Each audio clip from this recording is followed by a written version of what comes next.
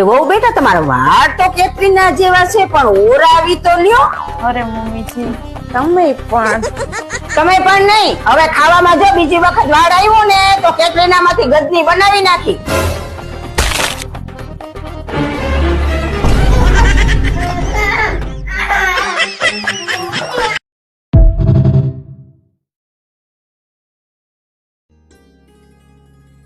જમવાનું શું બનાવો?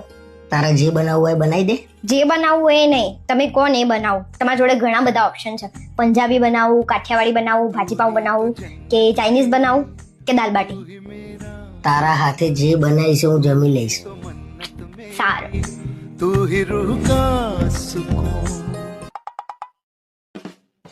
જમવાનું શું બનાવું?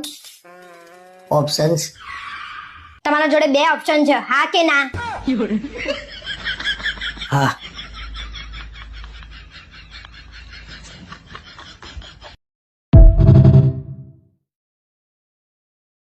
એક ઝાપટ મારીશ ને તો ઝાડા થઈ જાય.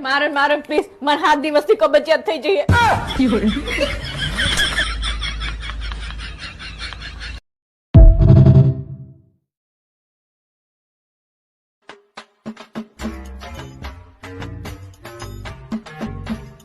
સાંભળો, મારે એક વાત કરવાની હતી તમારી જોડે. હા બોલ ને તું તાર. આ વખતે નવરાત્રી શાંતિથી પતે એવું કરશો કે પછી? એટલે શાંતિથી જ પતાવવાની ને. કેમ તારે શું કરવાનું છે? મેં તમને કાલે એમ કીધું કે પંખો સાફ કરી આપો તો તમે મને શું કીધું તું? મને પગ દુખે છે એમ કીધું તું. અને એમાં મેં શું ખોટું કીધું? મને પગ દુખતા હતા તો દુખતા હતા. તો પછી રિયા ભાભીના ઘર આગળ સિરીઝ લગાવવા શું લેવા ચડી ગયા હતા? આ તો એમ કેતી હતી કે હું સુઈ જઉં છું. પણ હું તો જાગતી હતી. હવે કેમ તમારી સિરીઝની જેમ લબુક જબુક થવા માંડી? લે એમાં છે નહીં બીક. મેં કઈ ખોટું કર્યું હતું બીક? અને રિયા ભાભીના મિતનો તો એવી રીતે હાચવશે ને જાણે એમનો ના હોય.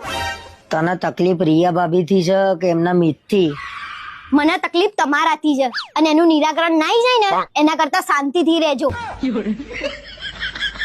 રિયા ભાભીને નાસ્તો તો મારા હાથે જ આપવાનો છે, પણ કઈ રીતે?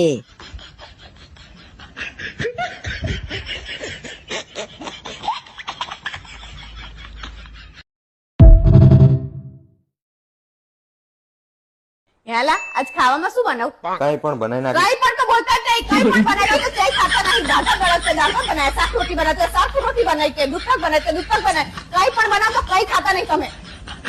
કઈ પણ બનાવી લે.